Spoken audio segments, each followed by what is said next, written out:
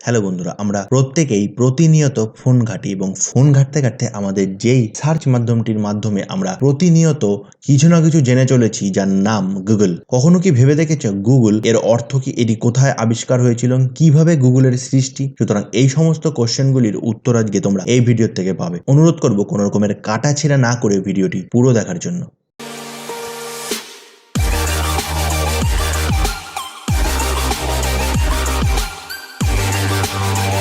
বর্তমান এই প্রযুক্তির যুগে গুগলের নাম শুনেননি এমন লোক খুঁজে পাওয়া বড়ই ভার। কোনো কিছু জানার প্রয়োজন হলেই চলে যায় গুগলে। গুগল খুব সুন্দর মতন আমাদের সামনে তথ্য নিয়ে আসে। কিন্তু গুগল সম্পর্কে আপনি কতটা জানেন? যদি আমরা না জানি তাহলে শুনুন, গুগল সম্পর্কে কিছু জানা যাক। পৃথিবীর কোটি কোটি মানুষ গুগল ব্যবহার করে, তাই গুগল পূর্বে সার্চ ইঞ্জিন থাকলেও এখন শুধুই সার্চ ইঞ্জিন নয়, এখন গুগল বড় একটি কোম্পানিতে পরিণত হয়েছে।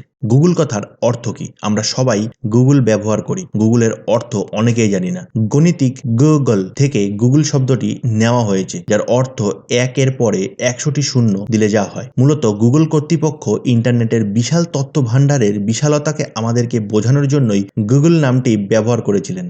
তাহলে গুগল নাম থেকে আমরা গুগলের বিশালতাকে বুঝতে পারি। এখানে রয়েছে আমাদের জন্য তথ্য ভাণ্ডার। আশা করব গুগল কথার অর্থটা তোমরা বুঝতে পারলে। গুগল আবিষ্কার করেন কে, অর্থাৎ এর জনককে? গুগলের জনক বা আবিষ্কারক হলেন ল্যারি পেজ এবং সার্জি ব্রেইন। তারা স্ট্যানফোর্ড ইউনিভার্সিটিতে পিএইচডি করছিলেন। তখন তারা রিসার্চ প্রজেক্ট হাতে নিয়েছিল।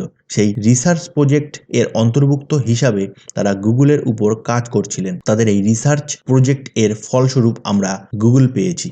গুগলের প্রতিষ্ঠা কবে হয়? 1966 সালে স্ট্যানফোর্ড বিশ্ববিদ্যালয়ে দুজন পিএইচডি কোর্সের ছাত্র ল্যারি পেজ এবং সার্গেই ব্রেইন গুগলের কাজ শুরু করেন। 1998 সালে 4 সেপ্টেম্বর দুই বন্ধু একটি প্রাইভেট কোম্পানি হিসেবে গুগলের যাত্রা শুরু করেন। অর্থাৎ 1998 সালের 4 সেপ্টেম্বর গুগল আবিষ্কৃত বা আনুষ্ঠানিকভাবে প্রকাশ পায়। সুতরাং 1998 সালেই গুগল প্রতিষ্ঠা লাভ করে।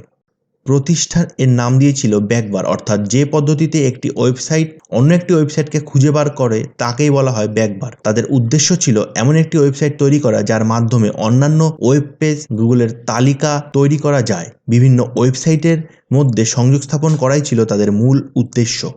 গুগলের হেডকোয়ার্টার কোথায় অবস্থিত? গুগলের হেডকোয়ার্টারকে গুগল প্লেক্স বলা হয় এবং এটি ক্যালিফোর্নিয়ার সিলিকন ভ্যালিতে অবস্থিত।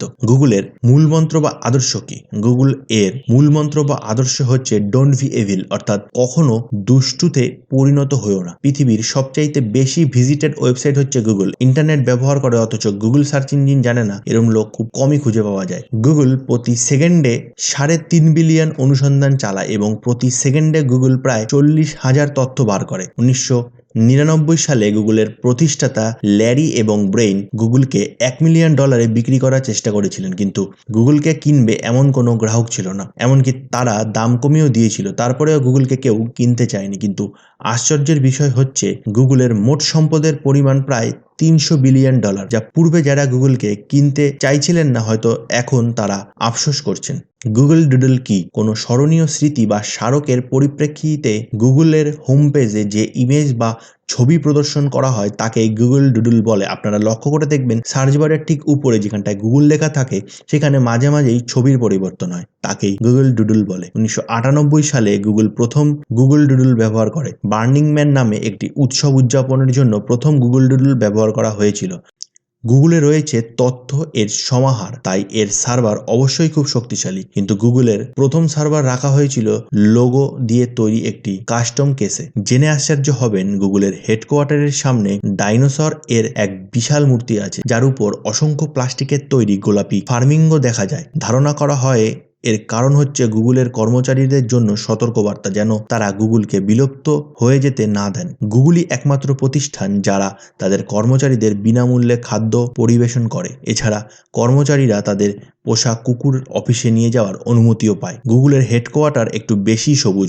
হ্যাঁ, জনপ্রিয় ভিডিও ওয়েবসাইটটি ইউটিউব গুগলেরই অন্তর্ভুক্ত এবং এটি 2006 সালে অন্তর্ভুক্ত হয়। প্রায় $150 কোটি গুগল ইউটিউবকে কিনে নেয়। বর্তমানে ইউটিউব ব্যবহারকারীর সংখ্যা প্রায় 200 কোটি এবং প্রতি মিনিটে ইউটিউবে ভিডিও আপলোড হয় 400 ঘন্টার। গুগলের জন্মদিন কবে? অনেকেই প্রশ্ন করেন গুগল কবে জন্মেছিলেন এবং এর জন্মদিন কবে। গুগল আসলে 6টি জন্মদিন রয়েছে, কিন্তু গুগল কর্তৃপক্ষ সিদ্ধান্ত নিয়েছেন শুধুমাত্র 27 সেপ্টেম্বর তারা জন্মদিন হিসাবে পালন করবে। সুতরাং বন্ধুরা, আজকের ভিডিওটা আমরা এখানে শেষ করছি। গুগল সম্পর্কে বলতে গেলে হয়তো তোমাদের কখনোই শর্ট ভিডিও বা ছোট ভিডিওতে বলা সম্ভব নয়, কারণ গুগল একটা মহা এবং বিশালাকার সমুদ্রের সমান, যার সম্পর্কে যতটুকুনি বলা যায় ততটুকুনি কম। সুতরাং এই রকমের ভিডিও আরো দেখতে হলে বা গুগল সম্পর্কিত আরো কোনো তথ্য পেতে হলে নিচে কমেন্ট বক্সে গিয়ে কমেন্ট করবে। ভিডিওটি ভালো লাগলে অবশ্যই শেয়ার করবে এবং চ্যানেলটিকে সাবস্ক্রাইব করে বেল আইকনটি চাপ দেবে নতুন ভিডিও দেখার জন্য।